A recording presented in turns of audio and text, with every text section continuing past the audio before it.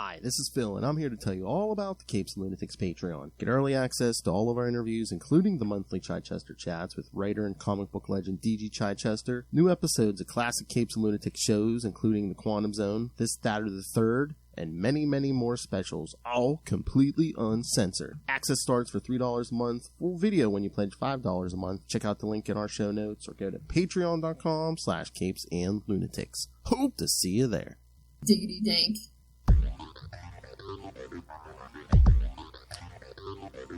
Hello and welcome back to another week of Nightwing news. End of the world edition.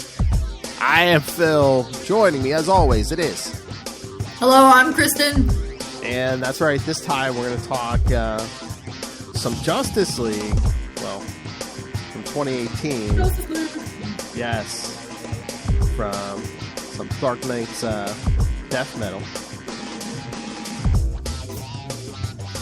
So, just from a few years ago.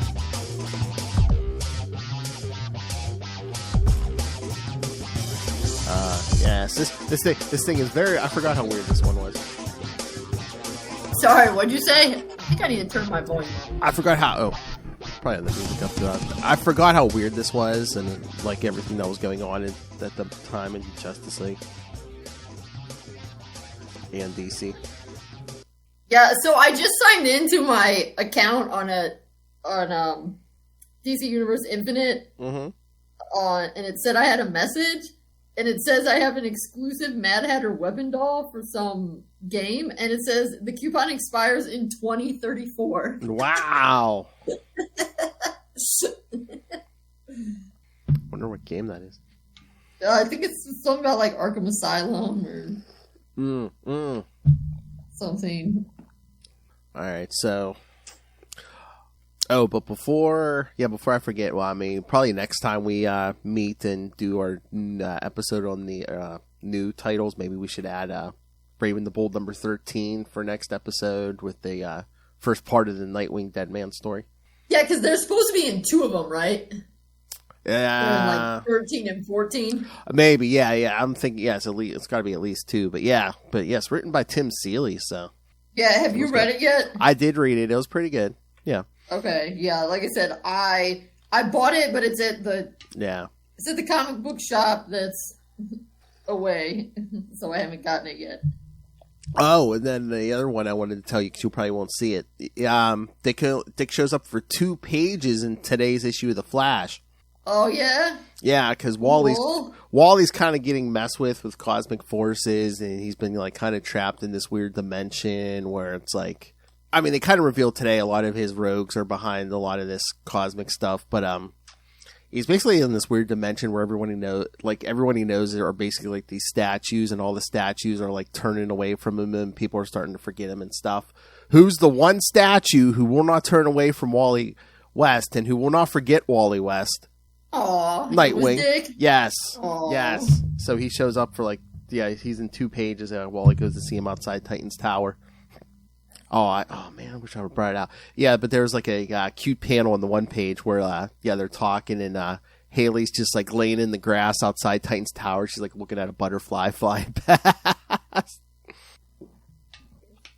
But yeah, they had a quick talk about being best friends and stuff. So yeah, I mean, when I'm done, take a picture of it and send it to me later. Yeah, I should. Yeah, because again, it's only 2 pages. So, but yeah, I think you'll like it. I love it already. Exactly. Yes, so before we keep going, because my thing's being kind of stupid, so I got to give it an extra minute. So what was the deal? Because I had read these before, but just the ones that had Dick in it, because you know that I'm very selective and that kind of thing. So what the heck was Dark Knight's death metal? Well, they were talking about, what is that, Perpetua. Basically, she was like the ruler of there was like a dark multiverse where, in the universes where everything went wrong, like people died and stuff, and, went evil. There was that multiverse. She was kind of trying to destroy the light universe, so the dark multiverse was the only one that remained, and she kind of tricked Lex into helping her for a while. And, Yeah, this is kind of like, the multiverse basically gets pretty much destroyed by the end of this and then kind of rebuilt. So, yeah, that's why things seem so weird here, and, it's almost like post-apocalyptic almost. Yes. Okay. Yeah, I'd forgotten some of this. I was reading this like, oh, yeah. I figured it was some kind of multiverse thing, or alternate universe. I mean, I guess I don't know. Because at one point, we saw a normal Dick, and then he, got sucked in somewhere and became, medieval steampunk Viking Dick or something. Yeah, it's so weird, because, we saw him, meeting with all the other heroes, and he was dressed normal. And again, too, and then also in this story, it's kind of like he's trying to prove himself again, because this is, 5 minutes after the Rick Grayson era, so he's like, "Oh, I'm back," but let me prove to everyone and myself that I'm fully back. Yes, yeah. I mean, it looks like I might have synopses for these, unless you just want to talk this thing as a whole, or yeah, we can just talk. We can talk. Well, I mean, up to you. No, that's fine. I mean, we can talk this as a whole, yeah, because. But I know this got you again, though. I mean, this will show up later, but in the beginning of the first issue, when Dick's kind of thinking about when he first saw the Justice League all together and stuff. I'm sure you like that. He was hanging on to the bottom of the Batmobile. Yeah. I know I've asked this before, so I should remember. But where did Detective Chimp originate again? That's a good question. And I know I probably answered this before, but let me see. Detective Chimp. I do have a link here. I know it was an old. Oh wait, first saying Channel 52 number 5 from March 2013, but that ain't right. I don't think that's right. I swear he was much older than that. Oh wait, here we go. Bobo was once a normal chimpanzee in a circus whose act was to play the accordion. He was abused by his handlers, with the exception of a man named Fred, who fed him and helped him learn his songs. However, the cruel men killed Fred, and the latter unlocking Bobo's cage before he died. Bobo then ran away into the wilderness, coming to a swamp. He was almost eaten by an alligator, but was saved by Swamp Thing. He then came across a white dog named Rex, who led him to the Fountain of Youth. After taking a sip, not only were Bobo's injuries healed, he was gifted with incredible intellect and analytical skills. Uh-huh. And yes, I guess using his newfound skills, he exposed his former abusers' crimes, bringing them to justice. Oh, and that hat he wears was Fred's hat, yes, and set off into the world, so we kind of started in Swamp Thing? I guess. Yeah, I must admit, they're making it sound like he started in New 52, but I thought he was around before that, but I guess maybe, wait a minute. That can't be real. Yeah, but maybe that was Detective Chimp's new origin. Maybe, because it's saying his creators were John Broome and Carmine Infantino. Yeah, he would have had to have been around before. Yeah, he would have been yeah. Yeah. Because I was going to say, I swear I looked that up before, and it was something much, much older. Yeah, so I was going to say, oh, here we go. Okay, here we go. Yes, Adventures of Rex the Wonder Dog number 4 from August 1952. Yes. That feels right. Yes. That feels right. But I wonder if he originally had the circus connection, because then it makes it. Because didn't they bring Detective Chimp in Titans too? Yeah. Yeah, it's like maybe we're on a Detective Chimp binge and we didn't even know it. Oh, here we go. Yeah, because, I mean, the origin's kind of the original one, but I'm sure they updated it for new fit. The chimp was captured in equatorial Africa in 1953 by Fred Thorpe, who sought to train him for his carnival act, Bobo the Detective Chimp. So, yeah, I mean, I guess the carnival's always been there, so. Oh, yeah, and the Fountain of Youth was. Yeah, I don't know if Swamp Thing was. Yeah, I don't think Swamp Thing was originally a part of his origin, but the Fountain of Youth is there, so. Oh wait, that's right. I know. There was an old Flash story from like the late 80s, early 90s. I remember he was one of the animals that showed up. But yes, at one point he was in the Bureau of Amplified Animals. So. Of course, DC would have something like that. Of course. That is silly. Okay, I guess do you want to read it, and then we can talk about what we liked in 53, right? Yeah. Let's see. Doom Metal Part 1, Justice League Volume 4, number 53, November 2020. Wow, God, this was actually only 4 years ago. Yeah, I know it seems longer, but again, it makes sense because it's right after Rick Grayson. So yeah, that would make sense. Yeah. I know off the top of my head, I was going to say 2018, 2019, but again, it's the year 2020 kind of throw off everyone's sense of time too. That is true, and that is true. All right, Nightwing rescues Detective Chimp from a squadron of creepers and Grundys.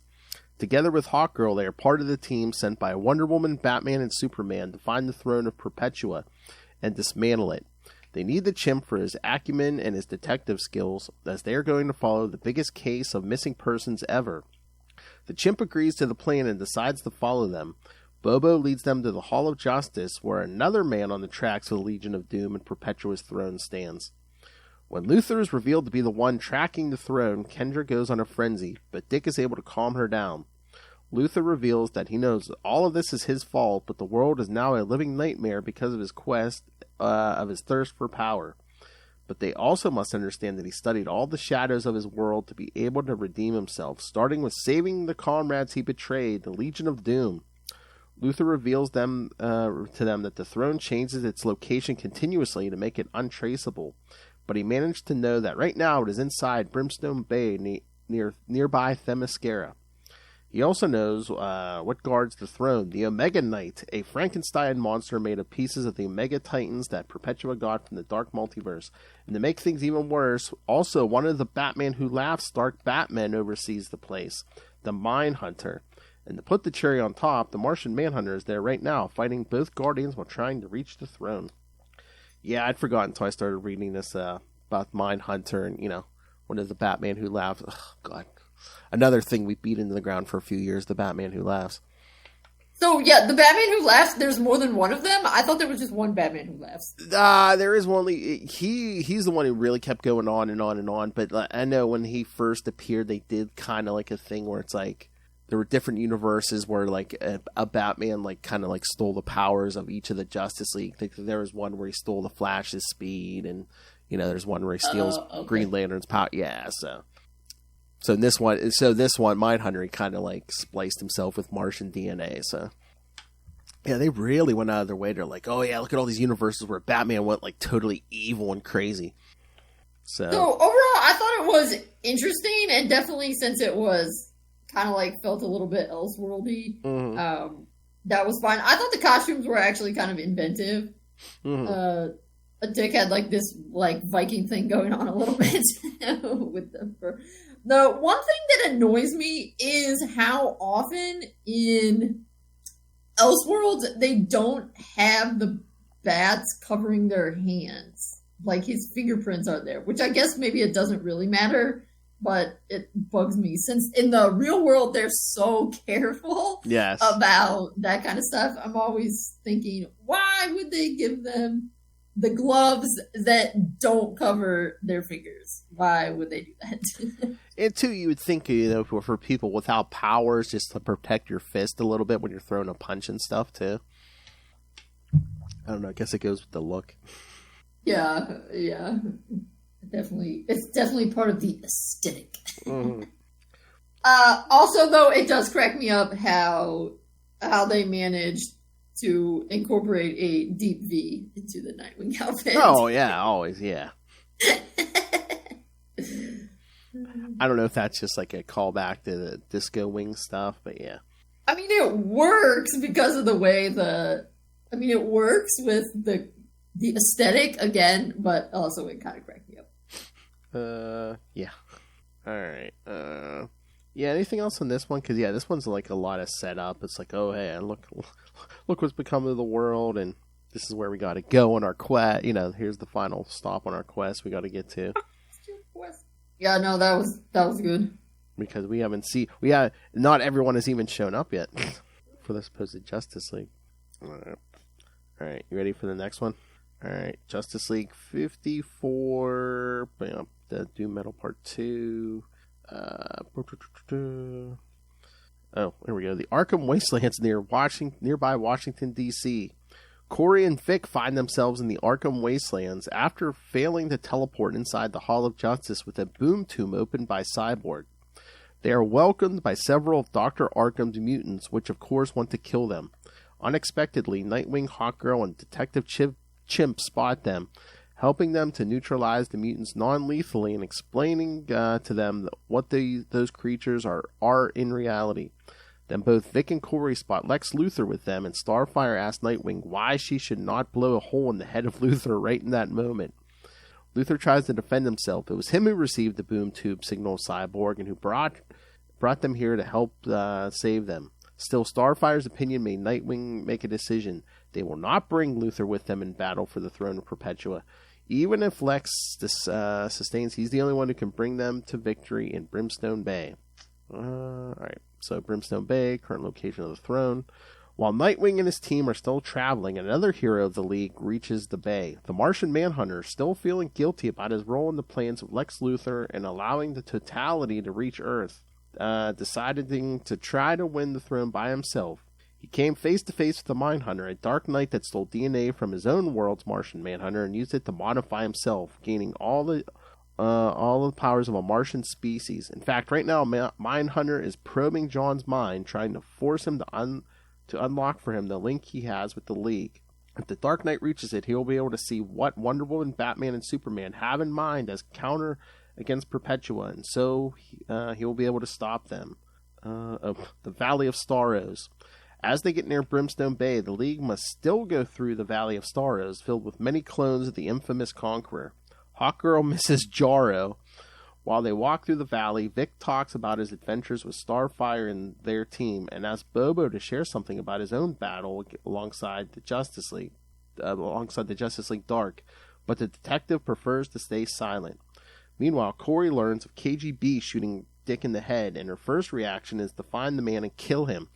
Dick calms her down, and then they talk about their past on the Titans. Nightwing then starts hearing a voice in his mind and starts seeing Starfire she once was. Dick asks the others if he's the only one hearing a voice, and then collapses. He wakes up in the Batcave. Alfred welcomes him. KG Beast tried to kill him, but the bullet dart just nicked his head and put him in the shock. Bruce is taking KG Beast to jail right now. Dick hugs Alfred and then also sees Barbara. He's confused and soon realizes that this is not the real world, but an hallucination of some kind. And all the team is inside a different hallucination. Everyone is tricked by a friend or an enemy of the past into some kind of reconciliation. The Starros trick them all until Lex comes to save the day, getting Dick back to reality. He told them they needed him. He knew a way that would have avoided going through the valley, but now they are here and must find a way out. But Starro is a conqueror and knows how to defend himself. As all the others are still in Starro's control, he uses the dreams to make Hawkgirl, Corey, Cyborg, and Bobo fight against both Nightwing and Lex. Alright. That was a bigger one. I'll say that's almost as long as the whole comic. I know. Alright. So yeah, what about this one? Yeah, that was weird, the hallucinations and Dick's in the So I really liked this one. I think this one might have been my favorite of them because I liked the hallucinations. Yeah. I liked the changing depictions. I thought that was cool. And also, I think their reinterpretation of Corey for this, the way her hair is pretty cool. It's very Mad Max. Mm-hmm. And I thought that was kind of cool. Oh, yeah. Almost like fire, yeah. Yeah. I thought that was cool. But yeah, I thought how Dick and Barbara kept going through different costumes as he's doing stuff. How he's like in the blue, and then he's in red, and then he's back as Batman, and then he's in that Nightfall Wing outfit, and then he's Disco Wing, and then he's Robin. But yeah, I always find that funny, like when Corey was like, she wants to kill the KG Beast because he shot Dick, and it's just like, nah, basically everyone's bounced KG Beast around since he did that to Dick, like Bruce got to him first, and then I think Wally bounced him around for a while. Half the Batgirls like kicked his butt, so it's basically like everyone basically took revenge for him. I feel like if Starfire ever comes across KG Beast, though, oh yeah, she's gonna take her pound of flesh as well. Yeah, Starro. Also, Starro's having a moment on this podcast since he was just in Beast World. Oh, yeah. Then they get pulled out. Oh, then that was so weird. Evil Bruce Wayne trying to, in Martian Manhunter's head, trying to like get to his link to the Justice League. Yep. Yeah, I don't know. I feel like there's not really a lot to say now after. Yeah, sorry. Yeah. That very intense summary, but yeah, like I said, I thought that was cool. I like the hallucinations when they. It's fun to see the artists do a bunch of different eras of costumes in the same issue. And I feel like they switched artists between 53 and 54. Maybe not. Maybe just switched styles. I don't know. But I like the later ones better than the first one. Oh. No, it looks like, was it Sermanico? I think it's the same artist. Let me see. Yeah, same artist. Maybe it's just a little bit brighter when they're with that star opening and stuff. Yeah, maybe. Because it's even same. I think it might be the same colorist. So, yeah, at least for these first two, it's the same art team, so. Alright. Alright, should we get to the next one? Let's do it. Whoa. Alright, Justice League 55, December 2020. Lex Luthor just saved Nightwing's team again from a series of dream-inducing stars living inside the valley. After making Cyborg, Corey, and Hawkgirl come out of the illusions, they escape because a giant Starro just woke up. They have to take Bobo with them, still under the influence of Starro's telepathic control, and Nightwing wakes him up as the chimp was surrendering himself to the pleasure of living in an illusion. After this, Nightwing tells them they have no choice. The knowledge Lex has is something vital for the success of their already almost impossible mission. Sailing with Lex's ship, Lana, they head to Brimstone Bay. The team tries to reason with Bobo, still in despair because he wanted to remain trapped inside Starro's illusion. He does not want to make any more friends as all the friends he had died. He lives in a nightmare already, so why not change it with another where at least someone he cares about still lives?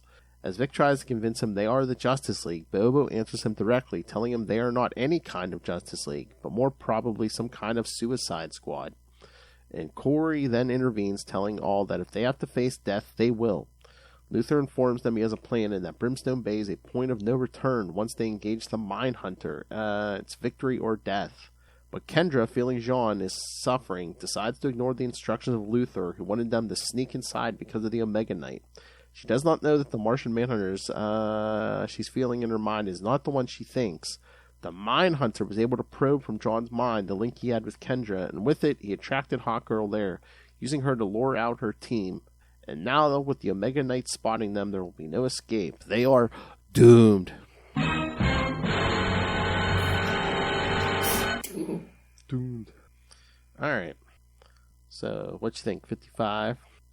Yeah, it was pretty good. I mean, again, yeah, a lot of the first part of 55 is pulling the others out of the hallucination. I like that one of that panel of Dick and Corey when she's like, "What is Lex Luthor doing here?" Mm-hmm. The way they're standing there and how her hair is the fire. Yeah. It's pretty cool. It's very post-apocalyptic. Oh yeah. And the valley's one giant Starro. Yep. And then how they're on Lex's creepy ship. Mm-hmm. What do you think of Cyborg with that mustache? Yeah. At first, I didn't notice it. Oh yeah, because it's kind of time. It's a little weird. Yeah, it makes him look a little older than he probably should. We're used to seeing him as. Yeah. Yeah. I love his post-apocalyptic look as a mustache. Well, I mean, when you think about it, people talk about that. That actually makes sense. That most of the time, I mean, that men being super clean shaven post-apocalyptic is actually probably not. Yeah, but you think if anything, accurate. No, you think it'd be a full beard, right? Yeah, exactly. Yeah. Oh yeah, and then the Legion of Doom are all hooked up to Perpetua's thing because Lex kind of betrayed them for, of course, trying to work for Perpetua, and of course that turned out not well. Let's say, of course, Lex betrayed people for power. That's how he does.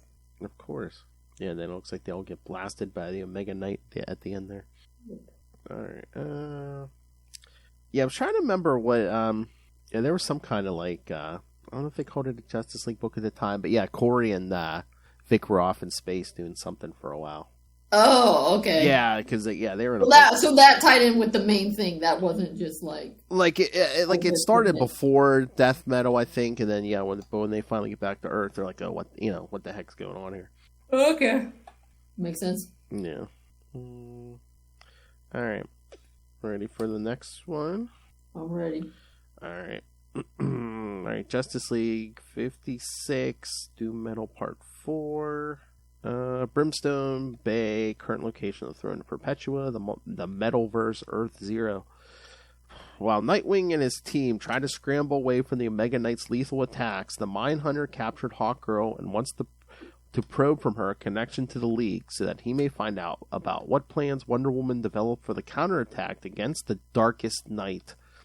But Hawkgirl knows how to protect her mind from a Martian telepathic attack because Jean taught her. As Mindhunter tries to make Hawkgirl go berserk, threatening the life of Martian Manhunter, Jean heats the nth metal, composing Kendra's mace so much it takes fire. Kendra strikes Mindhunter with it, and with fire being the greatest weakness of Martians, he is defeated. Meanwhile, Bobo discovered that Comet, the metal horse Diana gave to Nightwing as a gift before leaving, is made from the remaining metal of Diana's old invisible jet and can become invisible even to the eyes of the Omega Knight. Gathering all his comrades, Bobo saves them as they are hidden by the invisible field cast by Comet. Jean is able to see them thanks to his powers and reaches them. After Nightwing starts doubting their mission, Corey and Vic intervene, making him once again sure of himself. He then divides the team in two parts. Jean, Starfire, and Vic will function as diversions for the Omega Knight, while Bobo, Hawkgirl, and Nightwing follow Lex to free the Legion of Doom from Perpetua's throne. As they cannot free them without destroying the whole structure, Bobo climbs the throne and makes the Omega Knight attack it, apparently dying from the blow. Still, he was able to complete the mission. The Legion of Doom is free once again. All right. So, what you think of this one? Yeah, that was cool about the horse. I feel like they should have figured it out sooner, but obviously, worked out because a lot of people were like, why didn't they take the horse with them? But then, so Chimp could make a grand entrance on the horse. Yeah. Yeah, I would think if, Wonder Woman gave you that, she'd be like, oh yeah, by the way, it can turn invisible. Mm-hmm. Yeah, and then you get the cool battle with Hawkgirl and the Mindhunter. I did think that was funny, though, where Detective Chimp explains that I figured if she gave you a special horse, that there would be a reason. It's an invisible horse, and I took it as a sign to get off my ass and join the fight. And Dick says, I guess you really are a great detective. He's like, is this really the time for sarcasm? How long had Martian Manhunter and Hawkgirl been together? I think it was just during this run at Justice League, for the most part. Yeah.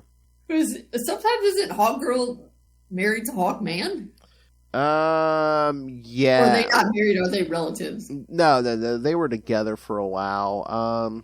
Yeah, I forget when they ended that. But yeah, I mean, sometimes she's with Hawkman. I think, was it this run of Justice League? Early on, she was kind of dating. She dated Roy real quick, Roy Harper. And then, I forget when, I think maybe when this writer took over, we got her with Martian Manhunter, so.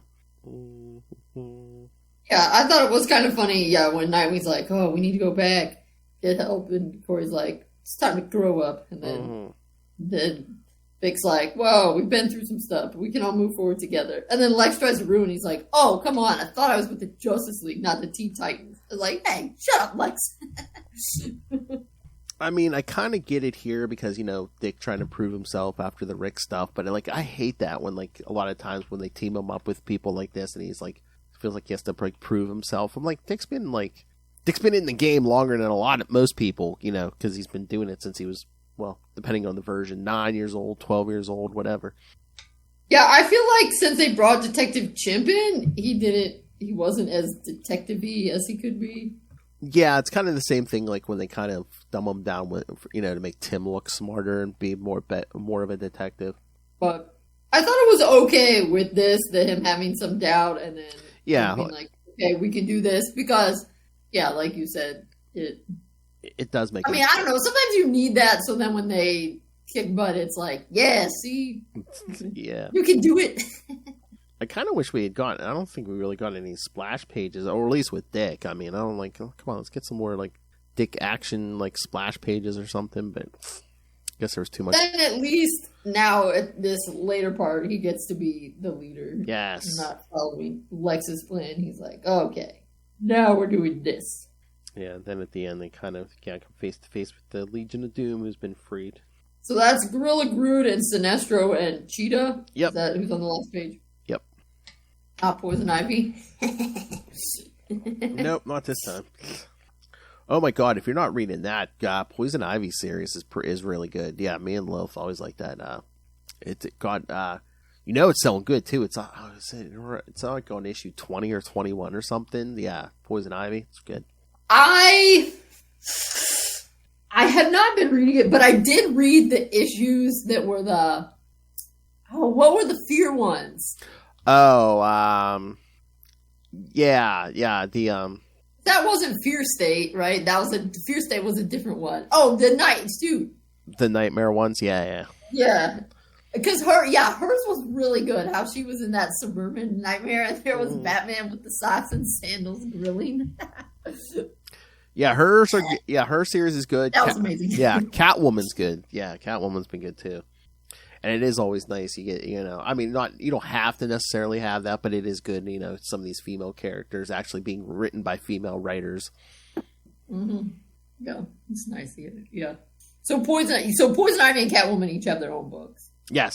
And does Harley have a book? Yes, she does. Yes. Oh, that's right. Yes. Okay. Yeah. And then they're also going to start Gotham City Sirens again, right? Yeah, I'm not sure if that's an ongoing or like a limited, but yeah, I can't wait for that. Cool. All right, the last one. We start again with the Justice League. Back in the day.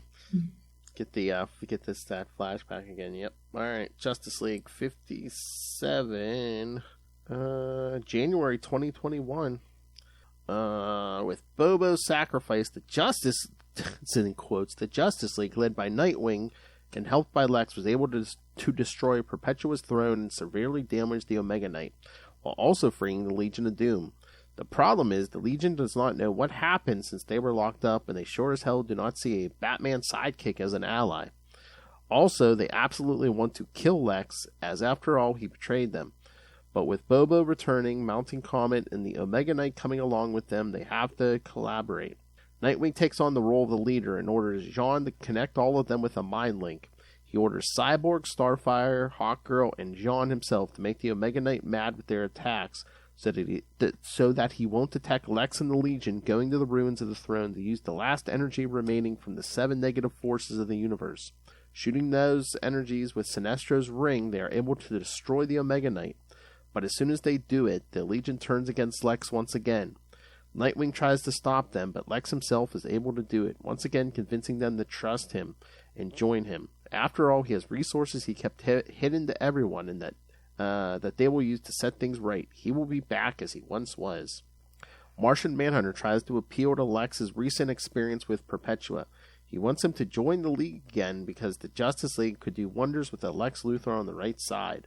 But Lex rejects the offer, opening a boom tube and teleporting himself, Cheetah, Grodd, and Sinestro inside the Hall of Justice. As they leave, Nightwing remembers his desire to become a part of the Justice League when he was a kid, but also remembered in his adulthood the fact that he realized that the League, after all, was simply a group of people with flaws and weaknesses who united together to inspire and help each other. And so Dick thinks that with all that said and done, they can call themselves the Justice League as well.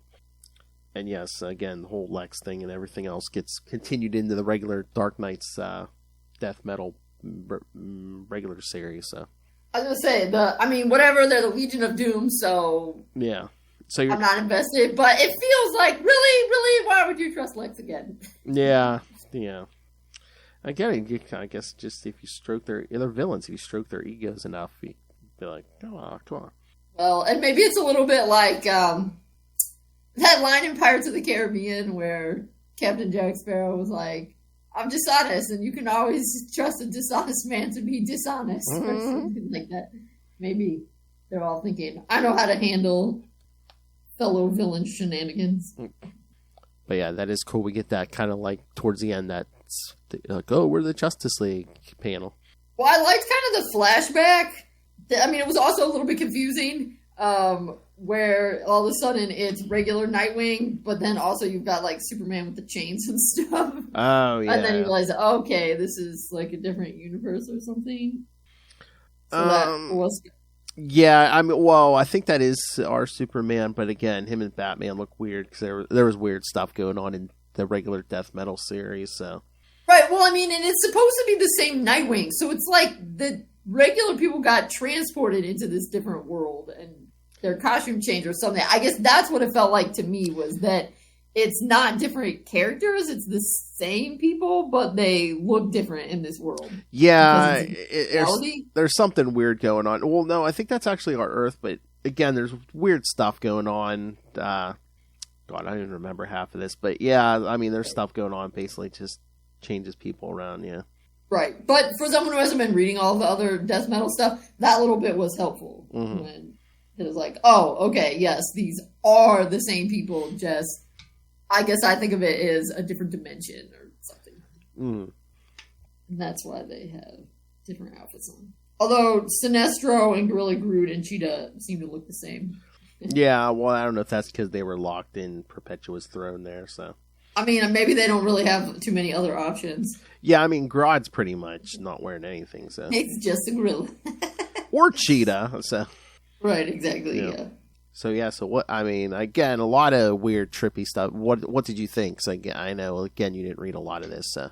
Yeah, I was a little bit like, oh, okay, with the fighting, but I like that Nightwing said, follow my lead, this is what we're going to do. And they did it, and it worked. Also, on that spread, I have to crack up in the far right-hand corner, the last one, where you've got that close-up of Dick, and he's saying fire, and you've got that you've got that picture of his deep V and his pecs. How are you looking at it? Do you see what I'm talking about? Okay, yeah, I see, yeah. It's like very much a pin-up page. So that kind of cracked me up.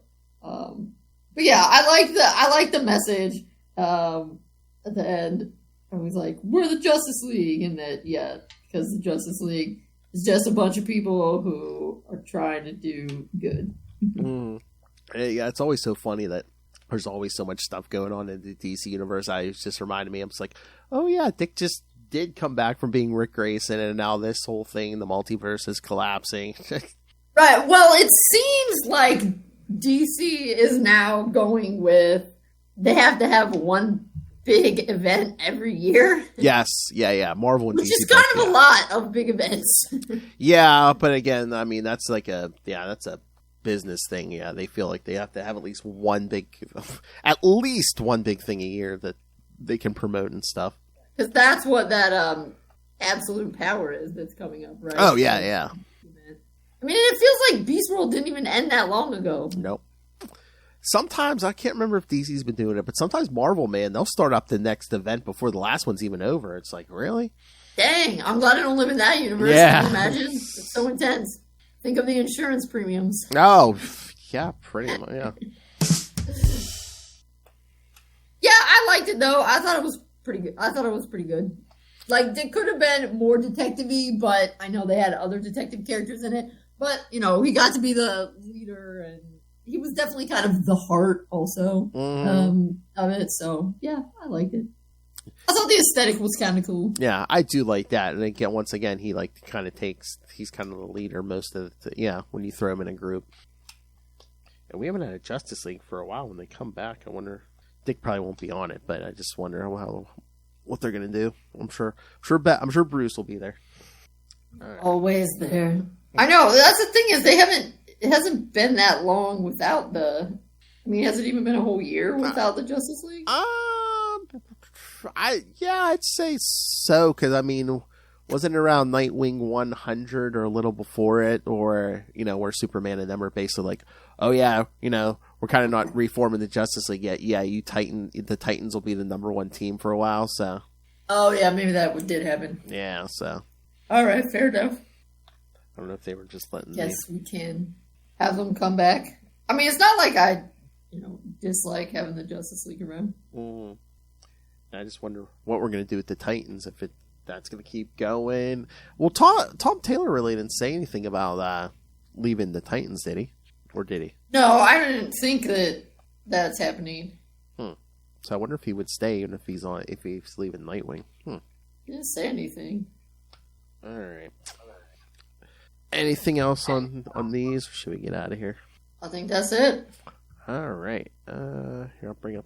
Well, yeah. Wait, no. What did you think of it? Oh, I mean, I liked it. I mean, sometimes, like I said, I like when they make Dick the leader and stuff. But every so often, if you do it sparingly. But I don't like when they throw like the bad characters in the big cosmic things like every 2 seconds. But I kind of like more street level bad stuff. Sorry, real quick before we go. Isn't this Death Metal? Isn't this the one also where they had that tie-in with the last stories of the DC universe? Yeah, I think. And Dick and Barbara get married for a second. Yeah. There was a ton of one-shots, and yep. It was basically, oh, hey, let's get married. The universe is about to end. Yeah, of course. Which is interesting because they had him. I mean, not that anything romantic was going on before him, but they had him hanging out with Corey. Mm-hmm. Oh yeah. Right, yeah, that's the other thing. In the one-shots of the DC universe, then they change back to their regular outfits. So that was kind of weird. So, yeah. Yeah, this, one-shot, the last stories of the DC universe, since they're back in their regular costumes and stuff, it almost feels like it's not the same continuity. I know. Things jumped around in this thing so much. So, yeah. Oh, so I didn't mind. I thought this one that we just read was good, but you obviously read the overall Death Metal, and did you like it or not so much? Yeah. I mean, it was good. I just, Dick didn't play besides these Justice League, but I mean, Dick didn't play a huge part in the rest of it. So, of course, it's going to be like your Batman, Superman, Wonder Woman. Yeah. Just like with absolute power. I wonder if they're going to mention Dick at all in Absolute Power, or are they going to be like, oh, no, he's off, trying to cure his vertigo or whatever. Yeah, I don't know. I guess we'll find out. That's another thing. I wonder, are we going to get to a point in Titans where he's away, or are they just going to ignore that and have him in Titans? Yeah, I don't know. So far, they kind of haven't. No. It's weird because even though Tom Taylor's writing both, there's been some crossover with Titans, but also, now that Titans has their own book, not really. So, yeah, it'll be interesting to see what happens. All right, now we're done. All right, kids. So, yes, the next 2 weeks you'll get your electric mullet fix, and then in 3 weeks we'll be back with Nightwing news, and we'll cover the new issues. Nightwing 115, Titans number 12 already? Yeah. And we can talk about that first part of the story from Batman Brave and the Bold number 13. And then in 1 month, for the second episode of next month, we'll do New Teen Titans 13 through 15. So, Robin. Is that the first one? Like Dick's Robin? Yeah. Okay. Yep. George and Marv. Yep. All right, so send us all your thoughts on those. Email us, CapesandLunatics@gmail.com, or call the voicemail, 614-382-2737. That's 614-38-CAPES. And remember, you can find all things Capes and Lunatics episodes, social media, merchandise, pick up new merch with the new logos. You can also rain random money on us through the Cash App link. You can subscribe to the Patreon, where Lilith and I are trying to give you something different every month.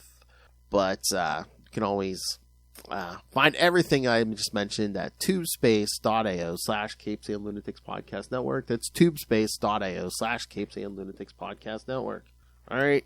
And since this is one of the other shows with a professor, make sure you support Professor Kristen here. And pick up Dick Grayson, Boy Wonder. Again, you don't know Dick Grayson until you get this book off Amazon. Dick Grayson, Boy Wonder. I should make a fancy screenshot of this instead of just holding up the book every week. I feel like I'm just whatever works for you, Phil. I want to push some books. I want to push some units. Come on. All right, kids. Thank you for joining us. I guess the universe is still here.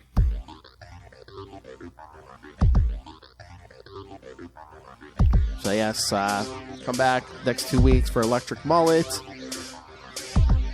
And then, yes, in 3 weeks, we'll cover the new Nightwing and Titans issues and that Batman Brave and the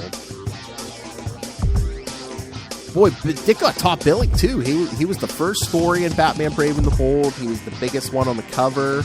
Yeah.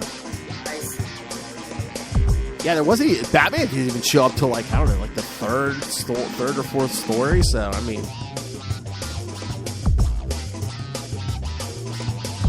we've said he's better than Batman, but I'd say more popular than Batman.